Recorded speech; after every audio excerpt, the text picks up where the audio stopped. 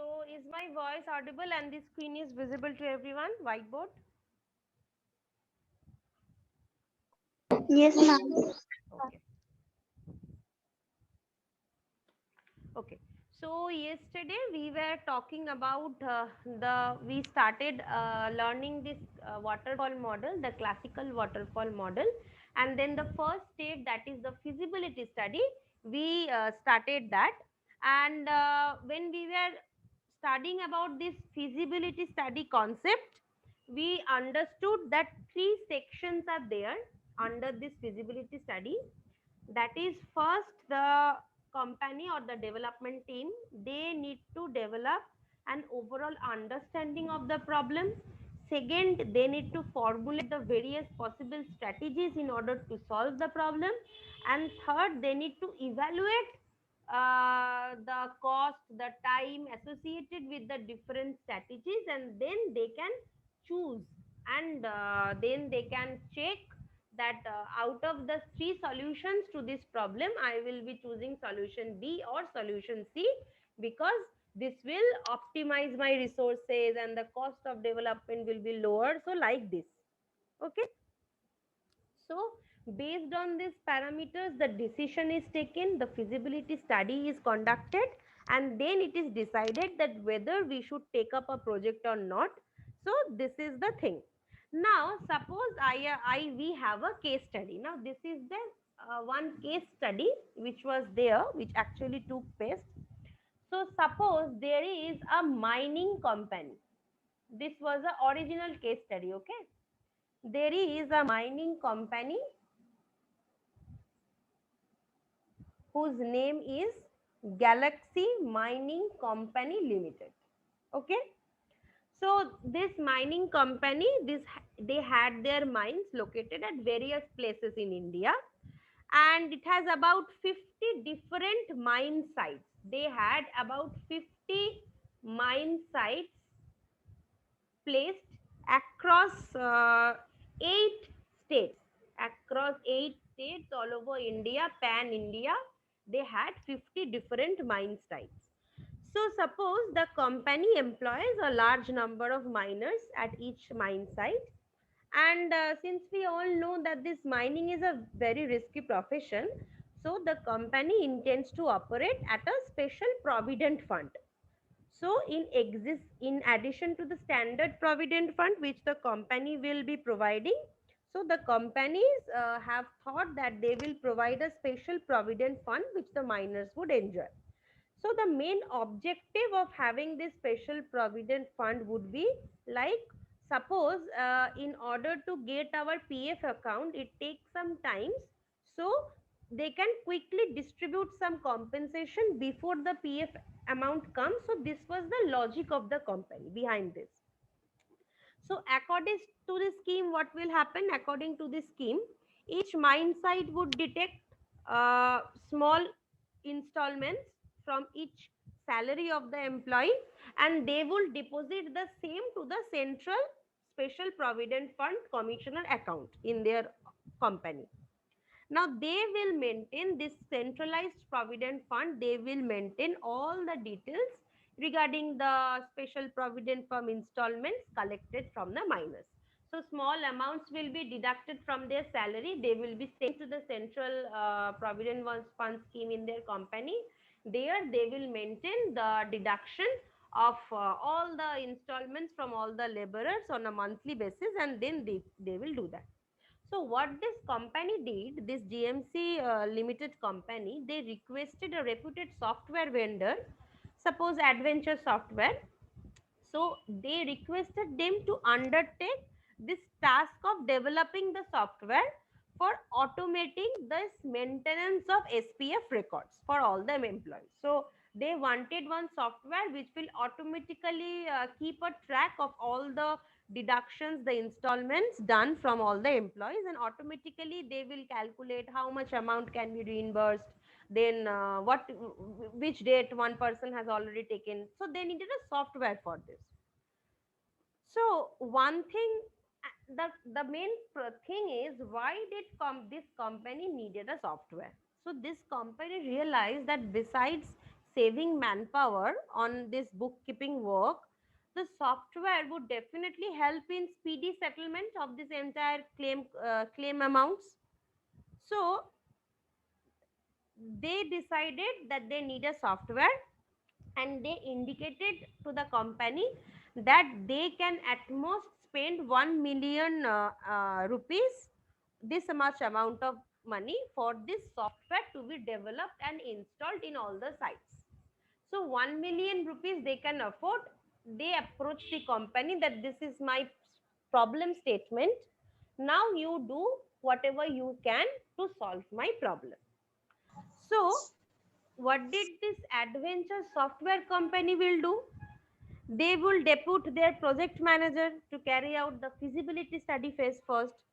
So the project manager then discussed with all the top managers of this GMC limited company, because feasibility study decisions need to be taken after analyzing, after discussing, right? We need to understand our problem statement first. So for that we definitely need to discuss with the our clients only. So this company, this project manager, they talked with the top managers of this GMC company, and they got an overview of the project. And also he discussed with the field PF officers, like the existing PF officers who are maintaining this PF account balance at the various different mine sites. So they discussed with them also to determine the exact details of the project. Now this project manager, after seeing the carefully studying the problem statement, after discussing with the managers, after discussing with the employees who actually look after this PF at the ground level. So he came up with two approaches. He identified two broad approaches to solve this problem. One approach is, he said that he can have a central database. He can have a central database which would be accessed and which would be updated via a satellite communication or a satellite connection to the various mining sites.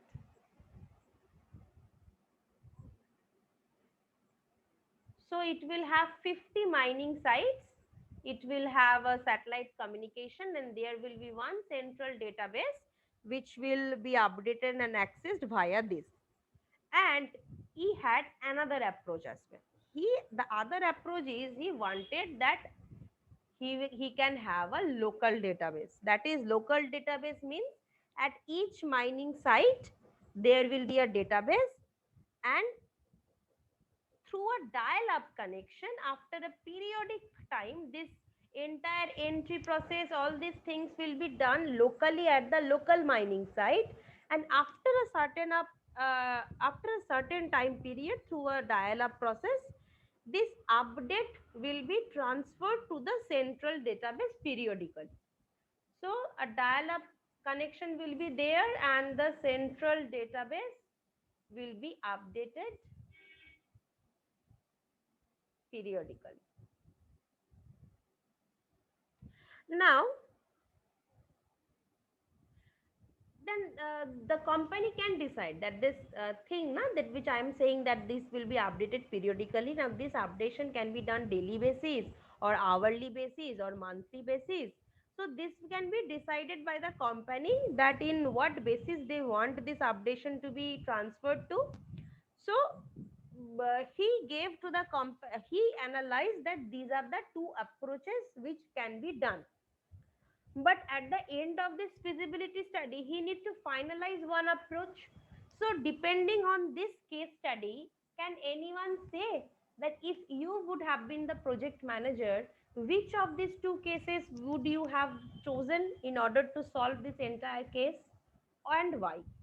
Anyone?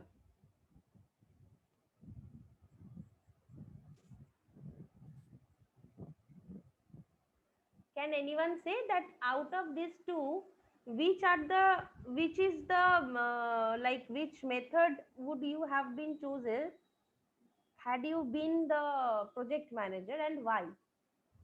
This approach, that a central database will be maintained, which will have connections to all the mining sites, and centrally everything will be maintained, or this approach, that locally everything will be maintained and periodically it will be transferred to the central database? Which approach? Anyone, at least one need to answer, because it becomes very boring otherwise. I just go on speaking and no one answers anything.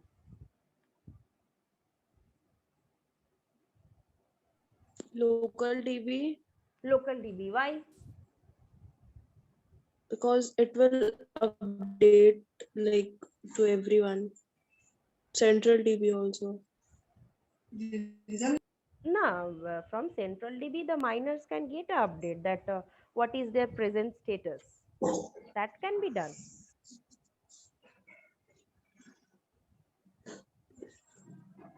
Okay. So if you see the fault tolerant approach, at least can you tell me that where, if faults appear, where it will be easier to locate the fault and fix the fault? In this approach or in this approach?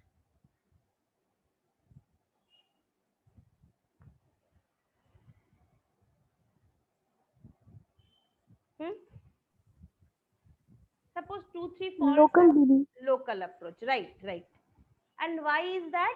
Suppose I am entering and I am inputting all the values locally, and suppose some communication link to the central database has failed.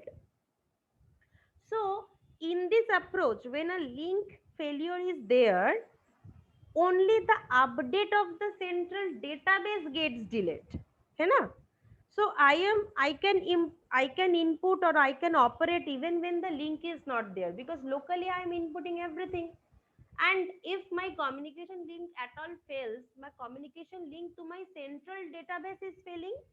So only the update part is getting delayed. Whereas in the first approach, the SPF of all the workers will be stopped at any site for the entire duration of the link failure. So suppose the central database is there which has failed. First, it needs to locate that which site has been, the error has occurred. Then it will detect and clear the error, fix the error. After then the link will be up. So in this process, these sites, even if the problem or there is no error, still this sides the PF workers time, money, everything got delayed. So this was the problem that he saw, that uh, maintaining a central database will definitely reduce my work, but it will give me a more faulty system. Whereas if I use this approach, I will get a fault tolerant system, I will get a more affordable system. So the project manager, he quickly analyzed this overall database functionalities required. So he knew that I need to follow this approach 2. Now for approach 2, he analyzed that overall database functionalities that he requires. He analyzed the user interface issues. He analyzed the software handling communication with these different sites. So he did all this analysis, and from this analysis he estimated that the approximate cost to develop the software is something. So he found a solution using this feasibility study concept. He found a solution, that one solution if I use, I will be able to, like if I maintain it at a local database at the mine sites and periodically update it to a central database, then this project is financially as well as technically feasible. So as a result, the project manager discussed it with the president of GMC company and indicated that the proposed solution would be acceptable or not, and they said that yes, fine.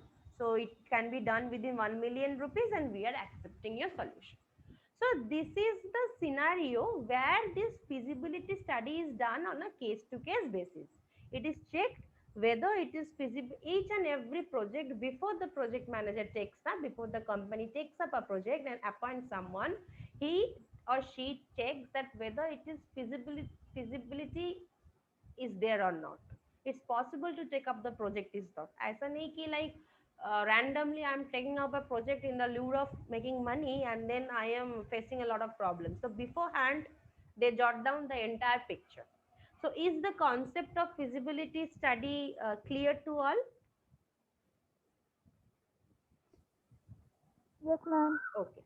So the next phase after this feasibility study phase is the requirement analysis and specification phase, right?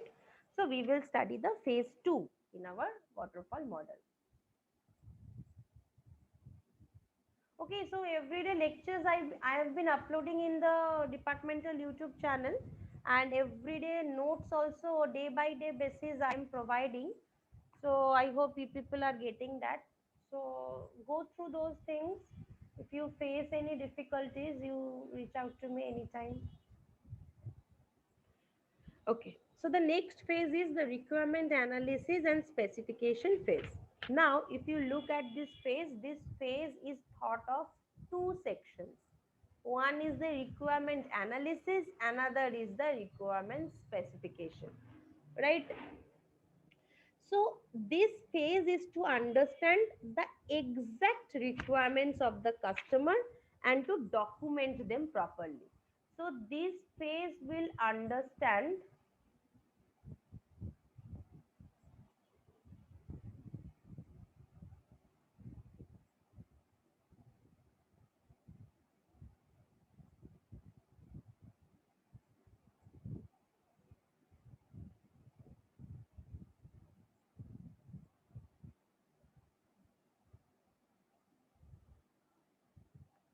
in the feasibility study phase, our motto is to overall understanding of the program, but of the problem, sorry.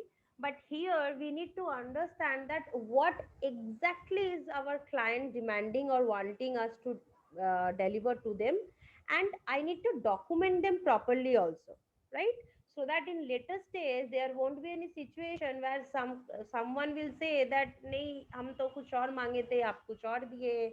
So there should be a proper documentation so that no miscommunication or any problem arises in the later stage. It may happen that one company has given a project, that CEO of that company is changed.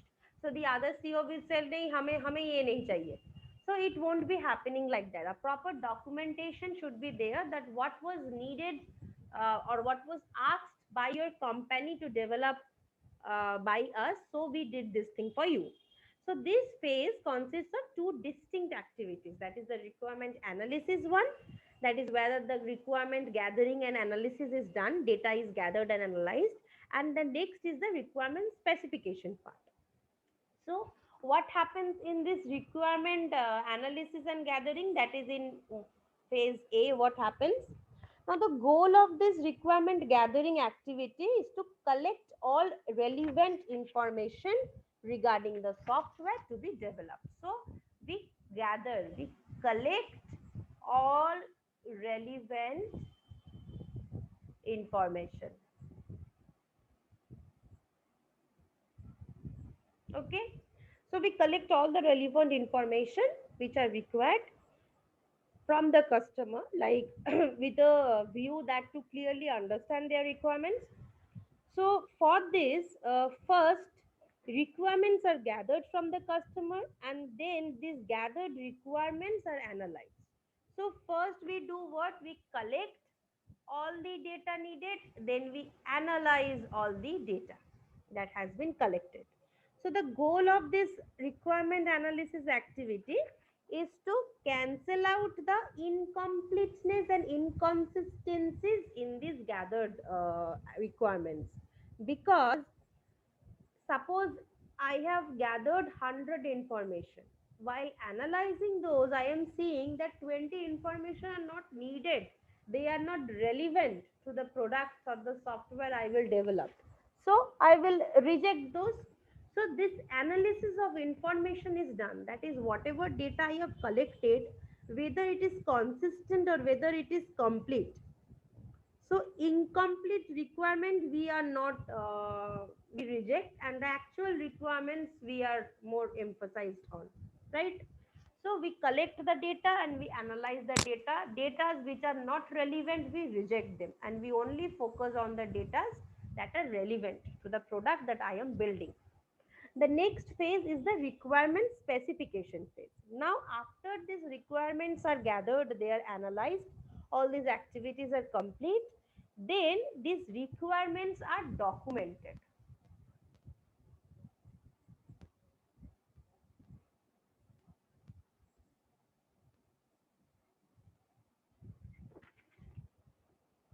Okay. So this document is known as the SRS document, the very famous document, software requirement specification document.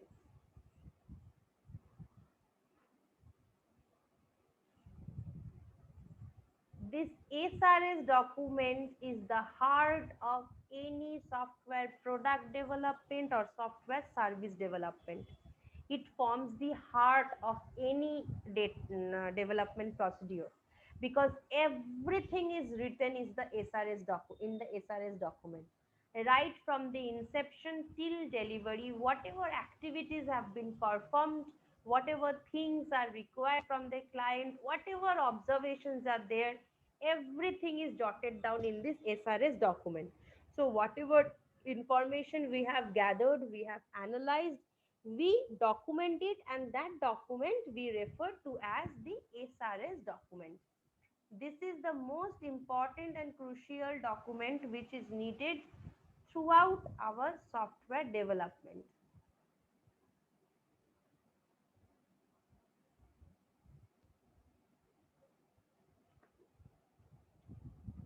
Okay.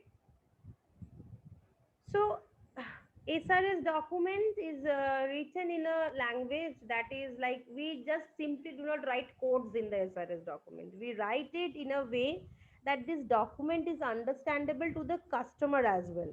Because when we will tally, the customer also needs to know that what is written in this SRS document, right? Because otherwise the company may fraud the customer as well. So everything needs to be very transparent between the customer and the company. So the SRS document then needs to be understood by the customer also. So understandability of this SRS document, it's a very important issue, because this SRS document, it will serve as a contract between the development team and this customer, or if I can say the company and the client. So any future dispute between this customer and these developers, this can be settled by examining the SRS document. So therefore, SRS document is a very important document which must be thoroughly understood by the development team and jointly reviewed and understood by the customer also. So the SRS document, it not only forms the basis of carrying out all these development activities, but several other documents, that is the user manual, the system test plans, all these documents, they are making also are dependent on this SRS document. Okay. So this was all about this phase: requirement analysis and requirement specification and documentation of SRS document, and why this SRS document plays such a vital role between the development team and the client. Why it needs to be reviewed jointly and understood jointly by both the parties. Is it clear? Is there any query up to now? No, ma'am. The next phase after this requirement analysis and specification, that is, I have jotted down all that is required for me to do. Then I will first design the process, right? So after I know that what is required from me, then only I start writing in the examination. Na? First they ask the question, then I will analyze whether I know the answer or not. Then I will choose that question whose answer I know, and then I will start writing. So first all the analysis, all the information gathering, all the documentation, after all this is done, we will design. Now the goal of this design phase is that it transforms this requirement specified in the SRS document into a structure that is suitable for implementation in some programming language. That is, I will write it.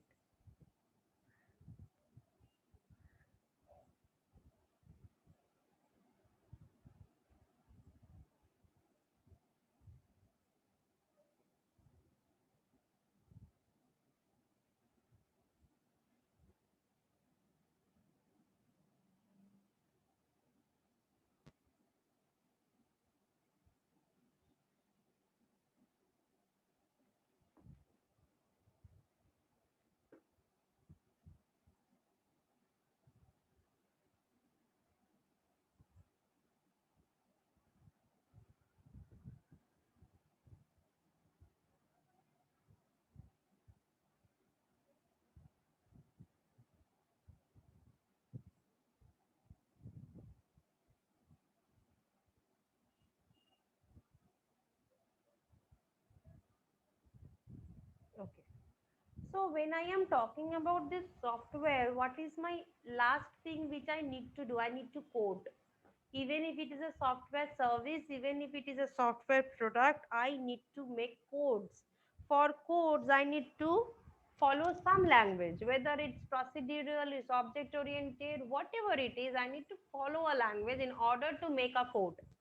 So in the language which I have written in the SRS document, that language cannot be transferred directly to any code. We need to make algorithms can be transferred to a programming language, but a normal English literature, a normal English paragraph cannot be transferred to a programming language. So there needs to be a transformation from the requirements that is specified in this SRS document into a structure which can be implemented in some programming language with which I will design my code or design my product or the service. So if you talk about technical terms, during this design phase, the software architecture is derived from this SRS document. 1 minute. So this software architectural is designed, and then this structure I design, and then I decide that which design approach I will follow. So as you all know that two type of design approach is there. One is the procedural design approach, another is the object oriented design approach, right? So these two approaches, out of these two approaches, we follow one approach in order to design our document, like in a structure that can be used. So if I am using C language, if I think that I will implement in C language, I will use the procedural or the traditional design approach. And if I think that I will implement this using some object oriented language, I will use the object oriented design. That is, I will use UML models and all in order to design it. Okay. And if I use that, I will be using normal C programming. Then I will be using this data flow diagram, DFDs, all the procedural oriented designs I will use in order to represent my entire work or design. Okay. So first I will share your attendance so that you people can mark your attendance. Then I will again continue.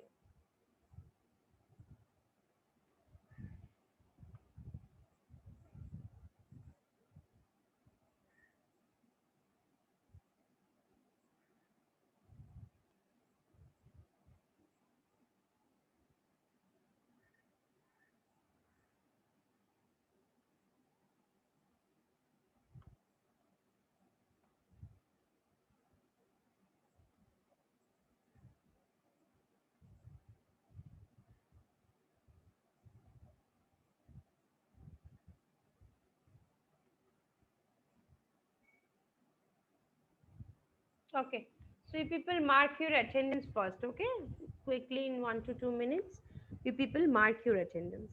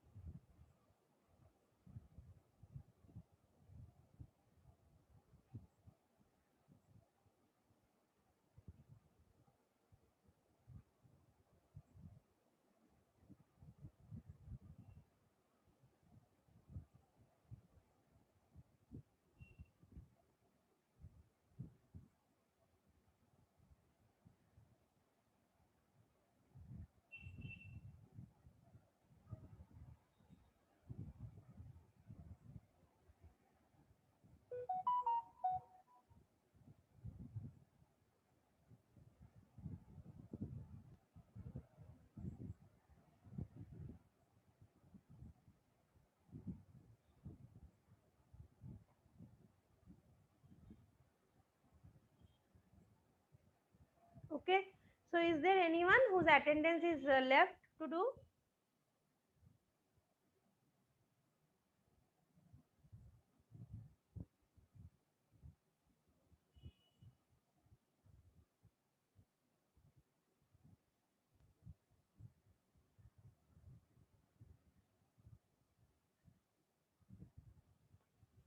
Okay. So I will stop this attendance sharing.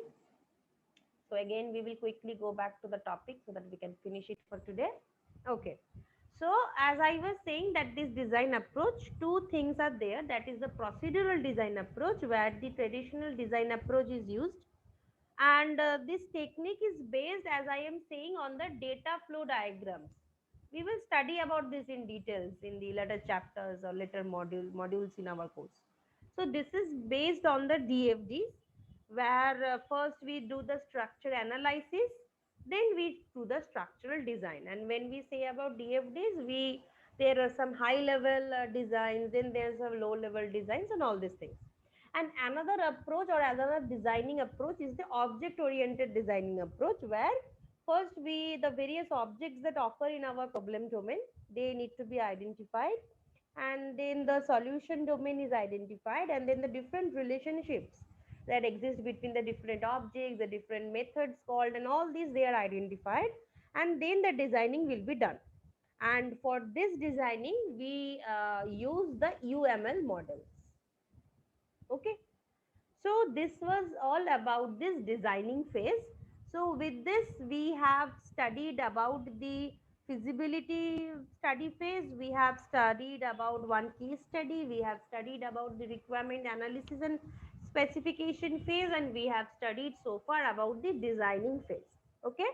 So this coding and integration and maintenance phase, we will be studying in it in the next class. So till now, does anyone has any query till now?